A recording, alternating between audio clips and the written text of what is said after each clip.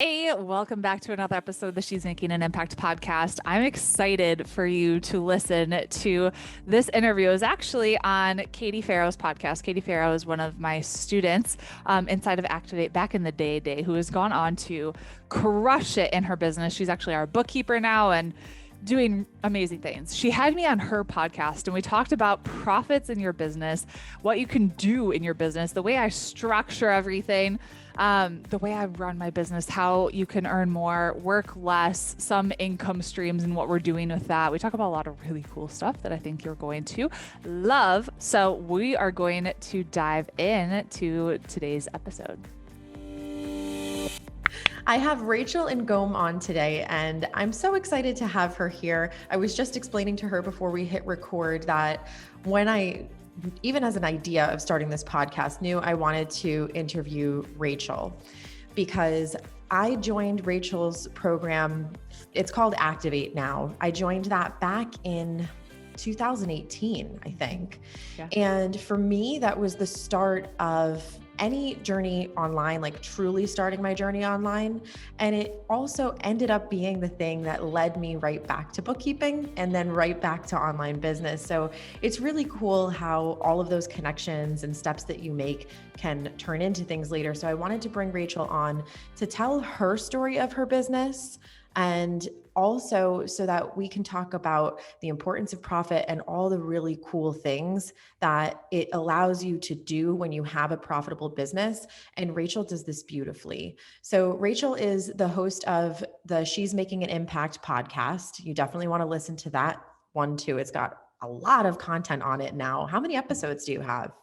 Over 250, I think. Yeah, lots and lots of great episodes. And she's a business and lead generation expert. She helps purpose-driven female entrepreneurs drive more traffic, leads, and sales through Pinterest, blogging, and the strategic use of automation. Rachel went from being on food stamps with negative $400 in her checking account to a multiple six-figure online business. She now helps others do the same with her signature courses and programs. Rachel has lived in Kenya, met her husband in Senegal, got married in Morocco, and spent 2 years in France. So, Rachel, thanks so much for being on. Yeah, thanks for having me. You're welcome.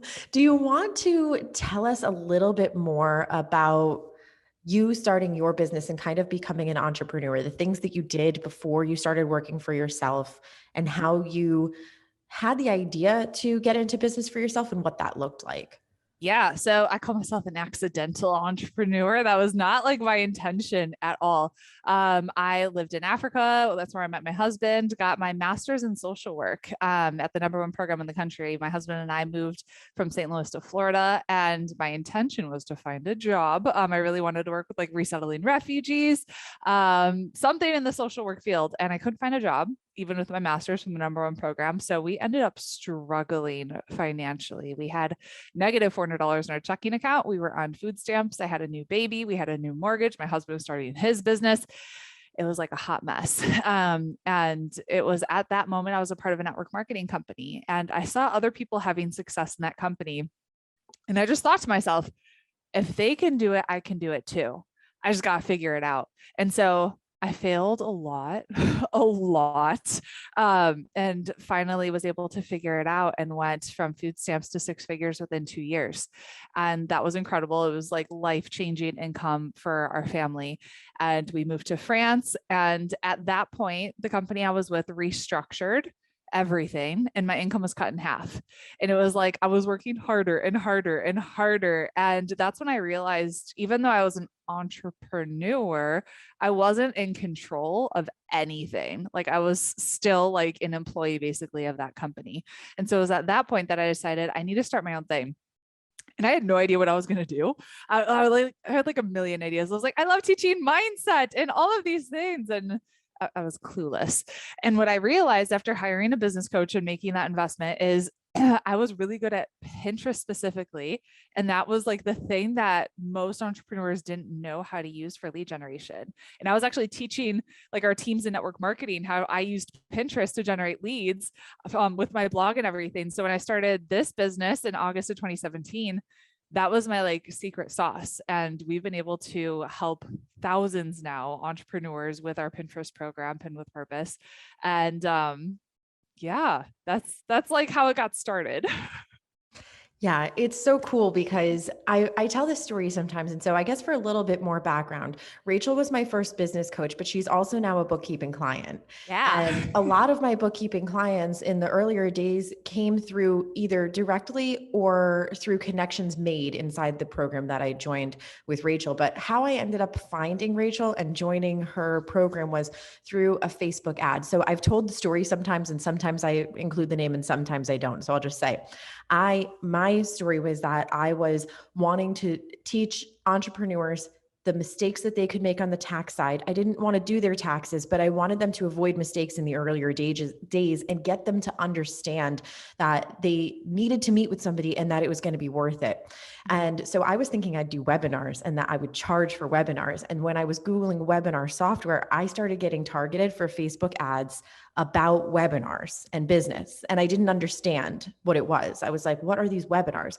So I think yours was maybe the second webinar I signed up for, part out of curiosity of what is a free webinar and why would anybody do this? Like, how am I going to get people to purchase a webinar when there's so many that are in my newsfeed for free? So I signed up partially out of curiosity for that. But the webinar that I took of yours was for Pin with Purpose, your program, your course on learning how to get leads through Pinterest. And I remember being like, oh, well, this is interesting. Maybe I can weave it in here. And I never followed that process to a T.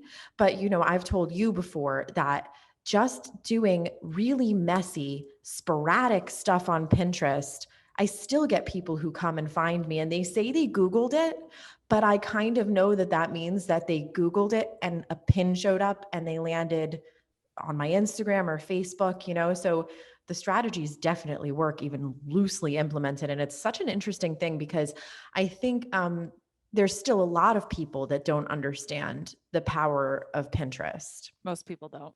Yeah. And it still works. Yeah. That's the incredible thing is I think I bought that course from you late 2017 or 18, I Yeah. think, Yeah. somewhere around then. So it's 2021 now, and it's still working. And a lot of stuff that's still sitting is working. That's pretty cool. Yeah. I just You wanted can't say that about like Facebook or Instagram, like think about how hard you're working on those platforms to create content and then it disappears. You kind of worked the strategy like a little bit, not even 100%, and you're still getting leads and traffic, which is just so cool. Yeah, I definitely understood the concept. So for me, it's because of, where I was in life and always splitting and sharing priorities, which I think you do a beautiful job of.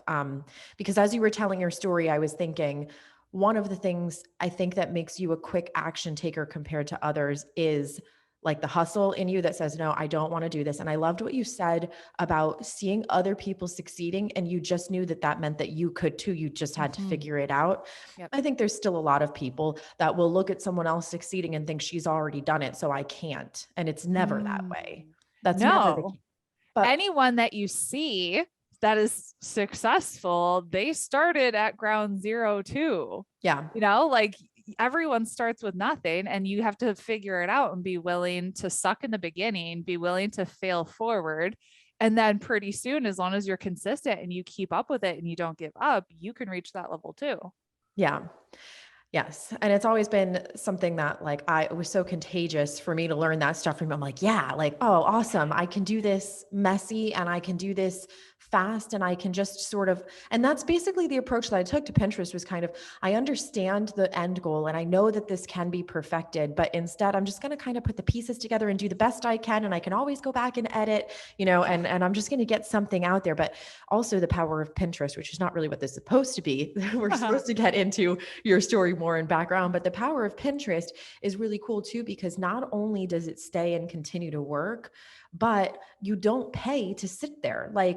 My pins will live on and I don't have to go in and change. I'm not updating it even on Tailwind or anything. I'm not paying $1. No one's managing it, but still people will find it. And when I find them, I'm always like, oh man, that's pretty hard on the eyes for me now, but it's still working, so it does not have to be perfect and it still helps people, which I think is really cool too. Because all the content that we're putting out there is to help somebody. So and I think what I love about Pinterest too is whether they end up paying or not, it was one-time effort. It's free to maintain, and it can go on and help people whether you think it's the best version of your content or not. So Totally. I have no reason to pull it down. But I want to know, when, as you're telling the story and you're saying, you realized you didn't have control, you went all in, you hired a coach. And I know you did a lot of really scrappy things in the beginning, and you took risks and failure really well, because it was just like, I'm going to go, it's going to fail, I'm going to knock it off my list. I actually just recorded an episode. It probably is going to air right before this. So people who are hearing it now probably heard the last episode talking about my approach to failure, which is very similar. Why would I sit there in failures and wallow in it when the truth is no one has even seen it? So it's just one less thing to try. But have you always approached everything like that? Or was this kind of like flexing a new muscle for you to just continue to try and get resourceful? I would say it's kind of always been there because I played volleyball at a high level. And so like when you do that, you're learning, like you always need to try something else or test it, or like you have to figure it out if you want to win. And so I think I had that like scrappiness inside of me of like, we're just going to go and we got to figure it out. We got to act fast. So I think that was always a part of me. So it kind of like, I compare athletics and business all the time, because to me, like they're so related. Like how you do anything, one thing is how you do anything, right? So if you show up like powerful in your workout and you like go above and beyond, you're going to show up powerful in your business and go above and beyond. And so, yes, to answer your question. Yes. So that's always been part of you, but you have coached intimately how many people now? Not just like courses, but people in your programs that get to actually like share energy with you, group or whatever. Do you know the number, or can kind of ballpark So a number? like courses over 5,000, Activate, like our more intimate coaching programs, I think we're almost to 200. Yeah, lots. Yeah, quite a few at this point. And that, I love being able to help people through online courses, but to me, like being able to mentor somebody like right then and there and like pour into them personally, that to me is everything. Yeah. So you see lots of different personality types. Oh, And I yeah. think personality types like ours that are like, all right, let's go, let's go, and who cares? And let's play also. I think even when you're working towards something that the goal is kind of serious, like the outcome that you're striving for, both for yourself, your family, your clients, and whoever else you serve, it has a high stake. It's still fun to test, I think. So like keeping the enjoyment in that. But I'm not sure that everybody feels that way, but you get to work with so many different personalities. So would you also say that if that isn't in you naturally, it can be learned? The ability to like fail forward and have fun on the journey. Yeah, I think you can. I think a lot of times people get stuck in their own way of like perfectionism, fear of failure. And I think the more personal development you do, the more growth you do. And for some people, it's taking baby steps, like they're not going to go out and spend $100,000 on Facebook ads in case it flops, like for them, that's a huge risk. But a small risk might be joining Activate, right? Of being like, I'm going to bet on myself. And that one thing that they do is going to trickle over into other parts of them showing up differently in their business of like, okay, now I'm going to show up as like the best student and I'm going to take action and do XYZ strategy that I'm learning within this program. So I think there's certain aspects of it that can definitely be learned as long as that person is open and willing to grow. If they're not, and they're like, I'm just going to stay in my bubble and like protect everything that I have, then I don't think so. But as long as they're entrepreneurial minded and they're like, I'm going to test it, I'm going to have fun, and I'm going to learn and grow, then yeah, for sure. So let's talk about some of those things that you did when you had the negative 400 and you were like, let's make this work. What were some of the scrappy sacrifices that you made so that you were able to invest in your business like you knew you needed to in order to take it to the next level? Yeah. So there was one program specifically that came out when we were that broke, and it was $450 a month for 6 months. And that was like $1 million a month at the time. Like that was huge. And I just remember having this feeling in my gut, like I have to do this program.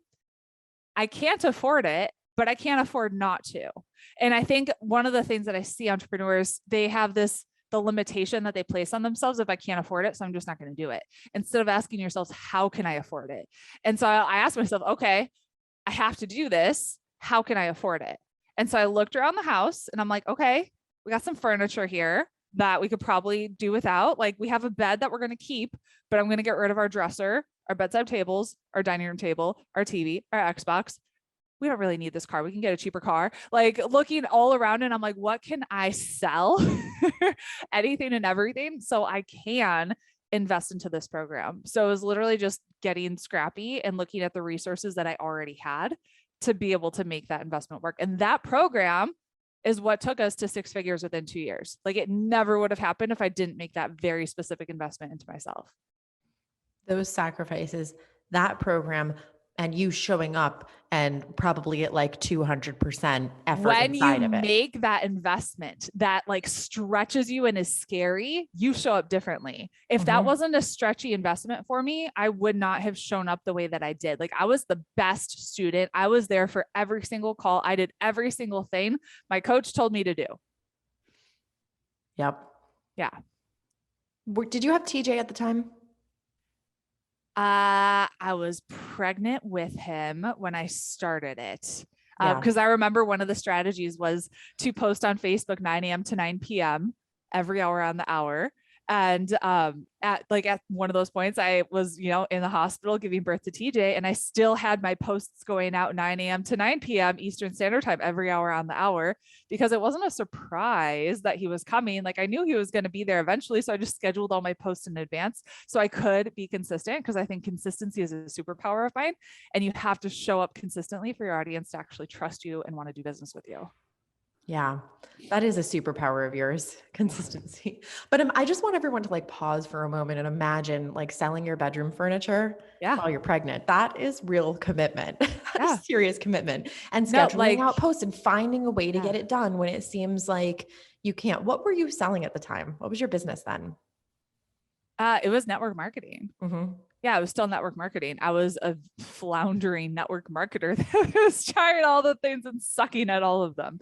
But I learned how to use social media to build my network marketing business. And so it was that program that taught me how to build my Facebook fan page to 50,000 followers, my Instagram to 20,000. Back then, 2012, 2013, that was awesome. Like, that was a big deal. Yeah. And that's what really helped us grow. Yeah.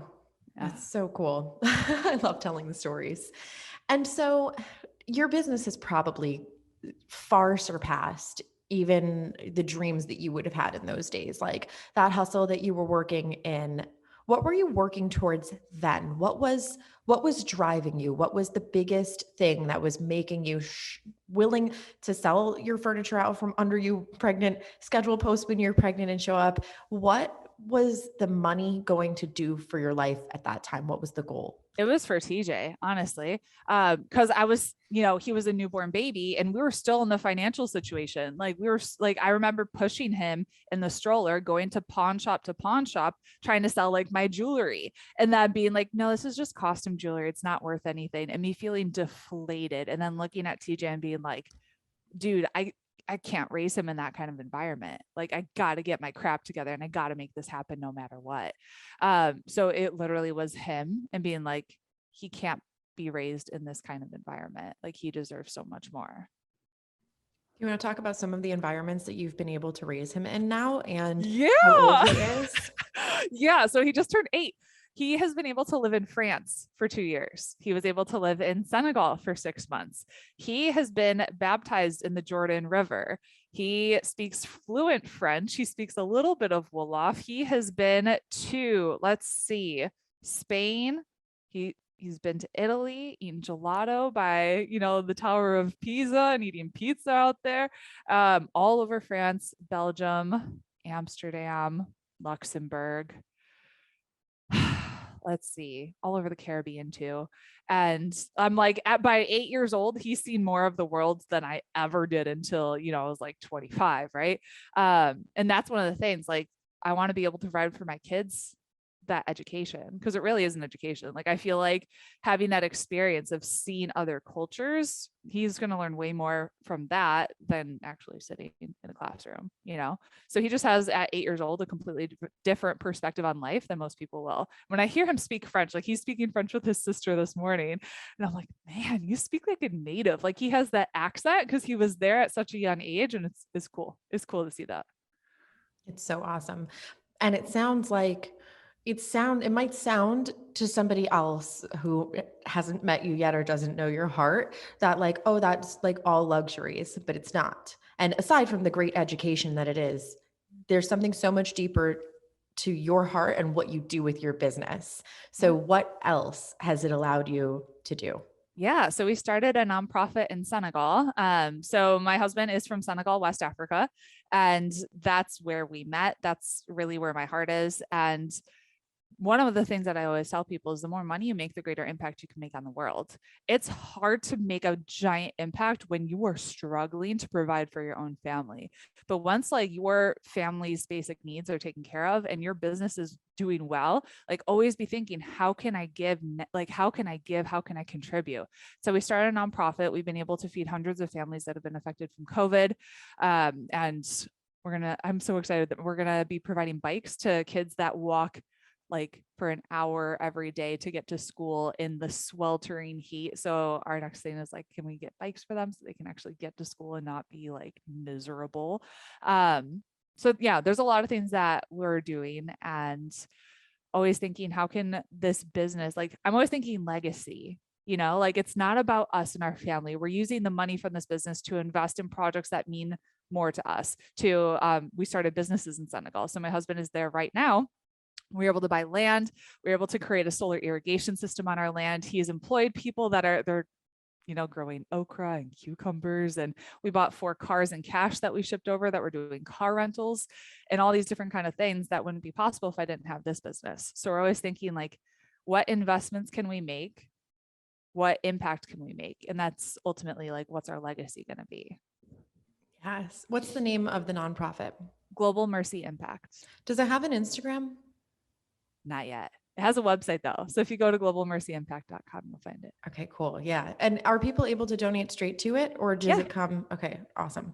But also profits from the business get donated to it? Totally. Yeah. We give 10% of our profits. So cool. I would love to like see, a lot of like the tangible things that you're doing, because it's just so fantastic. I remember when you were starting it and I was like, what's this transfer for? And then you told me, I'm like, oh man, I love when I think it's so cool as a bookkeeper, because you're able to really see the things that people's businesses begin to do when they turn to, like you said, not just profitable enough to maintain the cost of living, not just profitable to pay off not even pay off. Sometimes it's your business is profiting, but it's still not enough to get you out of debt. It's enough to make minimum payments. Mm-hmm. The goal is to get motivated to get like wildly profitable beyond your beginning dreams, because you can't yet see it, so that you're able to do more, do more, to be so whole in yourself and so comfortable that you're able to like give. And I see it through either charitable donations, or like I've mentioned before, paying off husband's debts. I'll see big payments go and it's like, what's that for? And it's for family. Like, I paid off my husband's credit card debt, or I did this. And then I'm always like, can we just stop and look at that? Because it becomes not like easy, but you get used to doing it. And it gets a little, or like, oh, well, obviously I would want to contribute this. So it just becomes part of who you are and what you're doing. And I think it's easy to lose sight of how profound it actually is. And so to me, that's always the power of a profitable business too, is truly the impact that you're able to make in the world beyond just like using the word, Yeah, definitely. So it's so great. Thank you so much for sharing that. So let's say again, globalmercyimpact.com is the nonprofit. Yep. And then for anyone where we were just touching on Pinterest, if they want to learn more about Pinterest, where can they go? freepinterestclass.com. That's my free masterclass where I'll teach you my 5-step strategy to 10x your profits with Pinterest.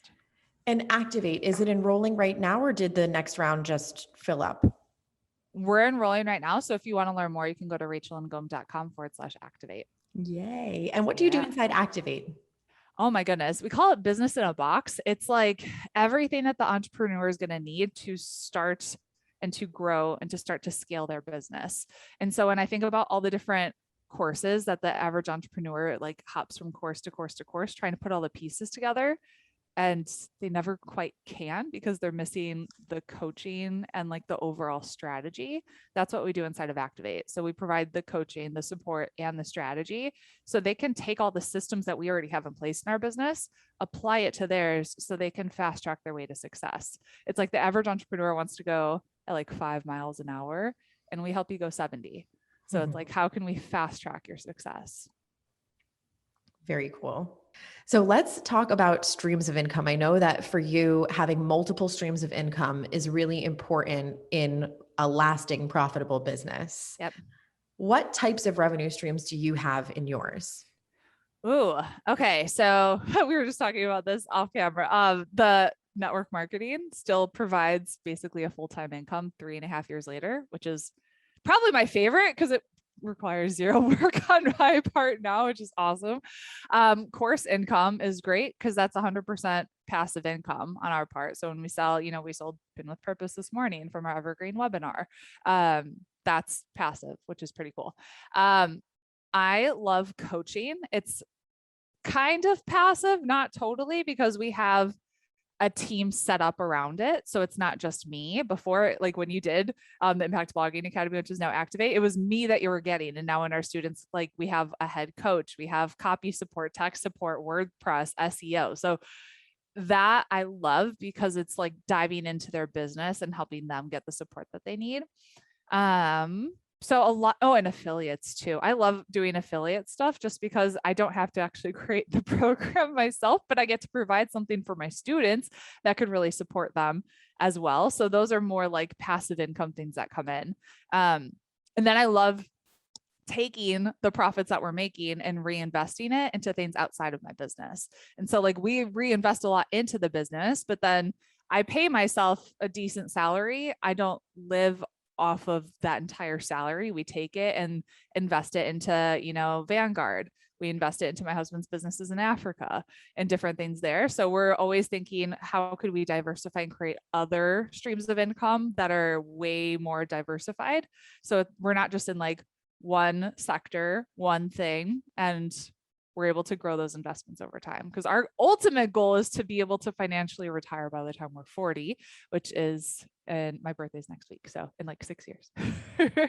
And when you do that, when you retire, your business will continue running. Totally. I'm never going to stop working. One of the things Tony Robbins says is you're either growing or you're dying. And so like, if I just stopped working, I think I'd be so bored, but we'd have the option to, like having the freedom and the option to, and then like work for me, it is fun, but to not have like, we don't have to. It's like I show up 100% because I choose to, I want to, and the joy that comes from it, not because like our family needs money, Right.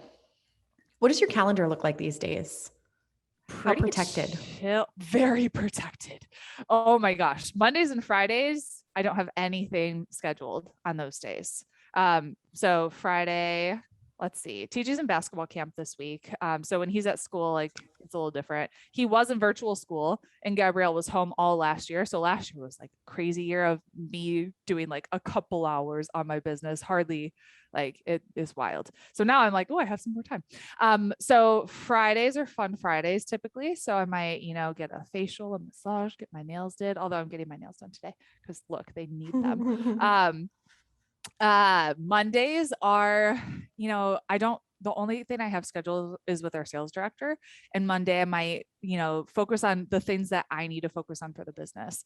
And then all my calls are scheduled between 11 a.m. and 3 p.m. Eastern Standard Time, Tuesday, Wednesday, Thursday. And that's because when kids are done with school, I'm there. Like I never go past that point. And I don't start until 11 because I need to take care of me. And so once the kids are off to school, I need to work out, shower, get ready, do a power hour for my business. And then I'm there ready for any calls that might happen. So it's very structured and very much, I build my business around my life.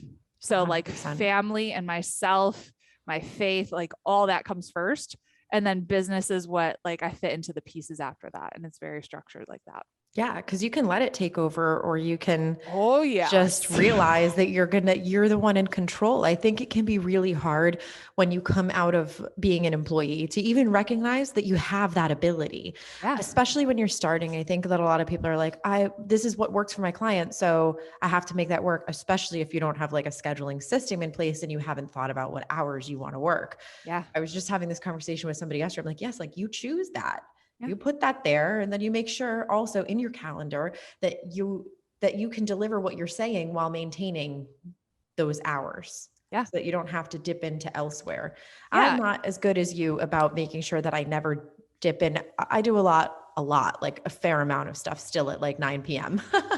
I never do. I'm in bed at 9 p.m. I'm No. literally like in bed at 8, lights out at 8:30 because I wake up at 5 to be able to squeeze in like a half an hour, 45 minutes of me time before the kids wake up.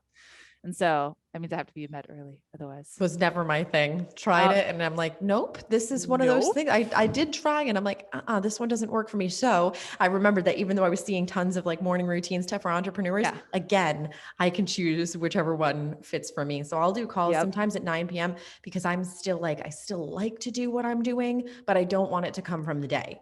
Like I Yeah. don't want it to come from after school time. My calls are very similar, actually almost the exact same times, Yeah. 11 to 3 and the cutoff is 3.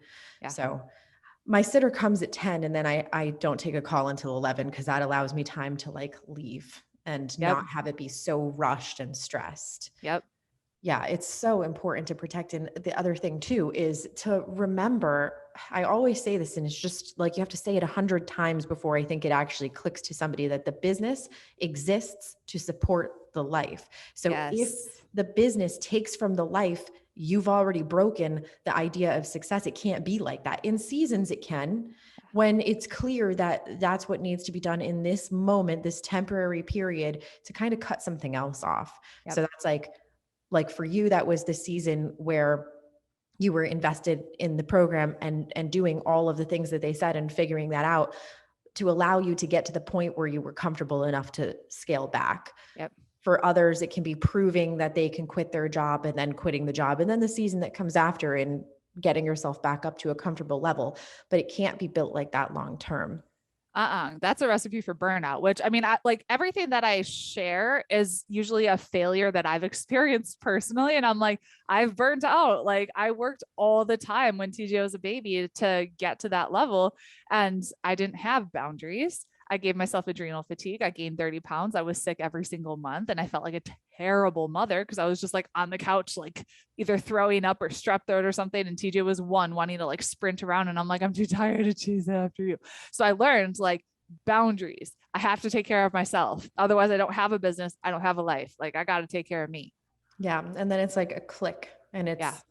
it's a little hard to slip back into that. I remember when I went to and I've told this story before, I'm not sure if I've told it to you, but when I went to the IBA retreat with you in person, the exercises were like simple, but seriously life-changing.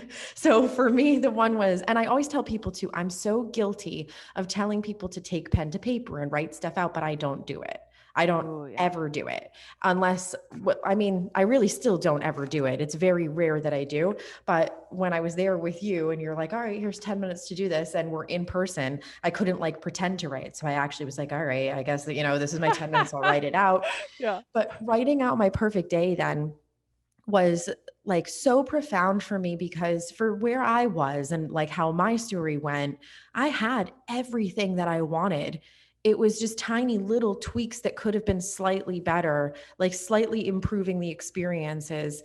But it was really about being present with my kids and starting the day how I wanted, slowly, and being the one to do the pickups and the drop-ups. But I already had that. So that was really clear. I'm like, oh my gosh, I have what I really care about. So like the business will allow me to go above and beyond, make a bigger impact, help people, and secure this. It was about securing it.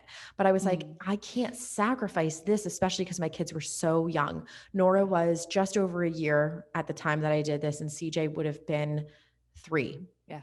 And so I'm like, I have a 1-year-old and a 3-year-old. These are the moments that people do this for. So it just was so clear to me and like unwavering after that, that I had to be really firm with how I did things. And now I've loosened up the reins a little more because now they're in school sometimes and Zoe naps and I have a little bit more structure like that where I can play. But in those days, I think I had a sitter 6-8 hours a week, something like that. And I'm like, I'm not going beyond this.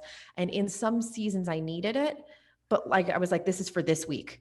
And then I'm going to get myself out of the weeds and I'm not doing this again. And I'm cutting something or whatever it was, but it became really clear for me that I needed to protect that.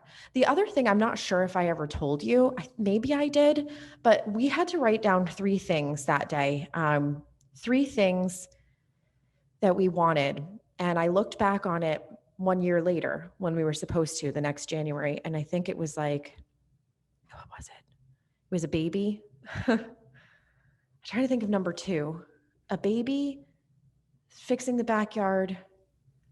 I think I wanted to eventually, I think one of the fun things that I wanted to do was change my bathroom. Like that was going to be the big project.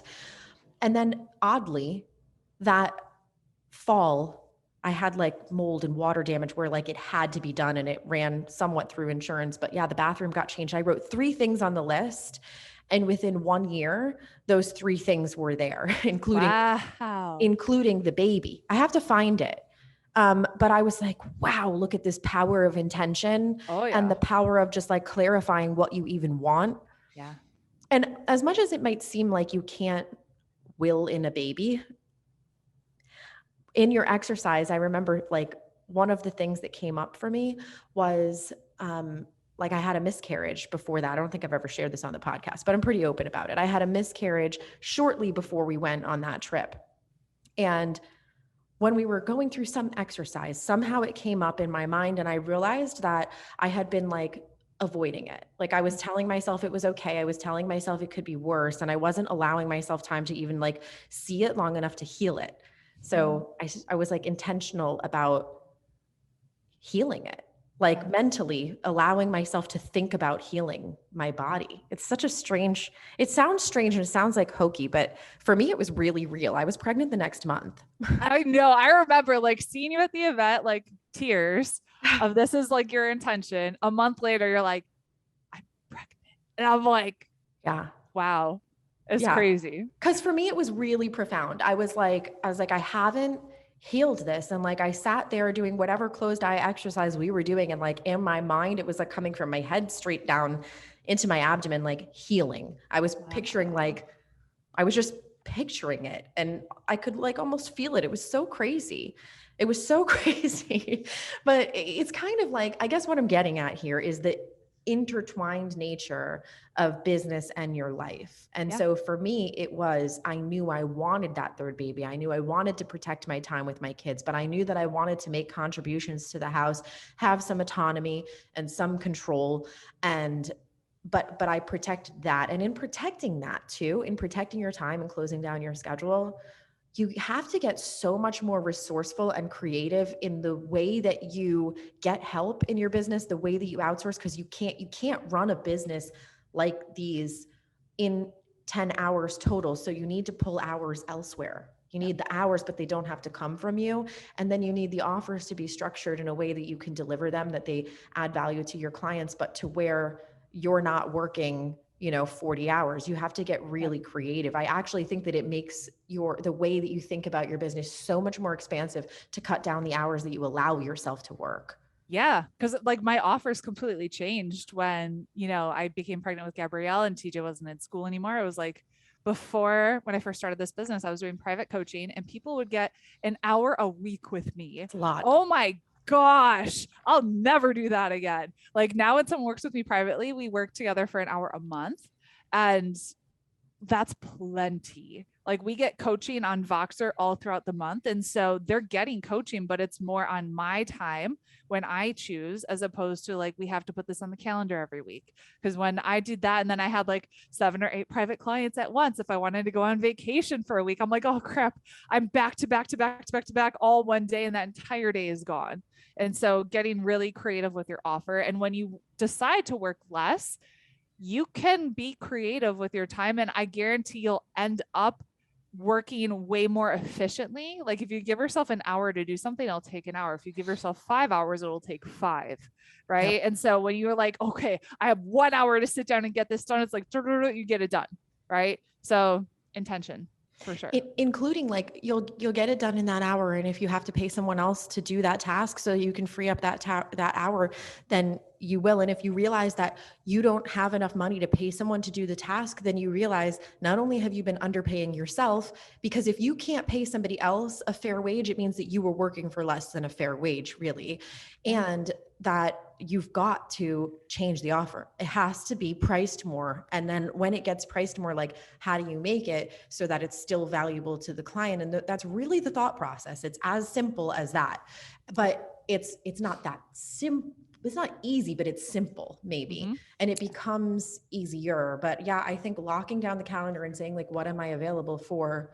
It could be so interesting because you end up working less, especially if you're someone that honors the commitments that you make to yourself like that. As a mom, they're not really commitments to yourself though. They're commitments to your kids, which are somehow easier to keep. And then you likely, because of the muscle you're flexing, end up making more money. Yeah, for sure. Yeah, it's so cool. And I think it's interesting too, because a lot of people who listen to this podcast are still bookkeepers who are still working a full-time job. So to think what we just said, like 1 hour a week with somebody, even if it's only 3 times a month, can sound like that's nothing. You know, I work 40 hours, but it's actually a huge commitment. It's a lot. It is like when you only have like 10, 15, max, I'm working 20 hours a week on my business. You know, like if you only have that amount of time, if I give an hour of that to like a client, that's an hour of my time. Like that's huge time that I'm not getting back. So right.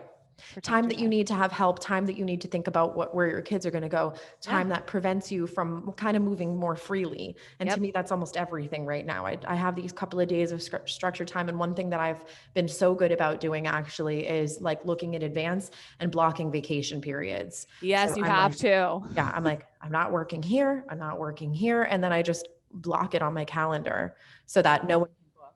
And then I always check my calendar for everything. And I'm like, oh yeah, I'm not available then. I take those pretty seriously.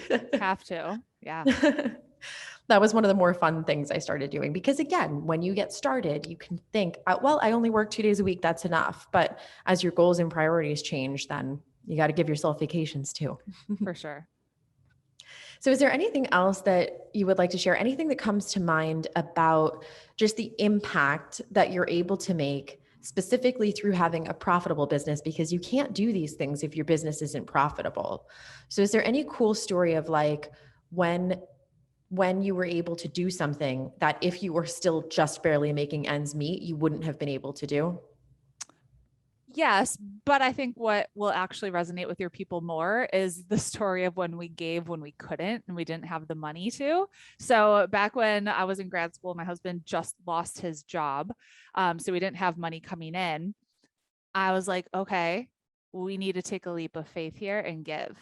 And so giving, knowing that the money's going to come. So I went and sponsored a Baby with Compassion International, like the day he lost his job.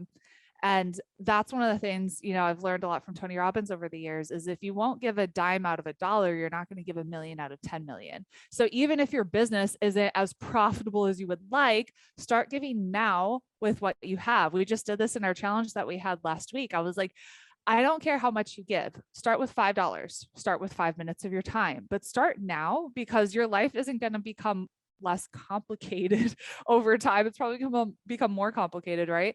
And so start with what you have. And then as your profits increase your giving, but don't wait until this undefined time in the future when I feel like I have enough money set aside to give. Start now. Love it. Love it. I had done that off the top impact pledge thing. I still want Stripe to be able to add this feature to where you can break out your payouts into multiple accounts. Yeah. But if you could, then my idea was 1% of sales, which isn't profit, but 1% of sales, because just like people can cover the 3% Stripe fee because it's a percentage, if you were to especially automatically do 1, 3, 5 and kind of match the bank fee, it would be huge. Yeah. But like you're mentioning, you can kind of skim it and not see it. You can also leap and get tighter, so you've got to make it back. Yeah. It's really cool though, the impacts that can make. Yeah. Thank you so much for being on and sharing your story. We're going to link everything that you mentioned here, but is Instagram still a good place to just generally follow? Yeah. If you want to chat with me at She's Making an Impact, just send me a DM and say hi. All right. Thank you so much for being on, Rachel. Yeah. Thanks for having me.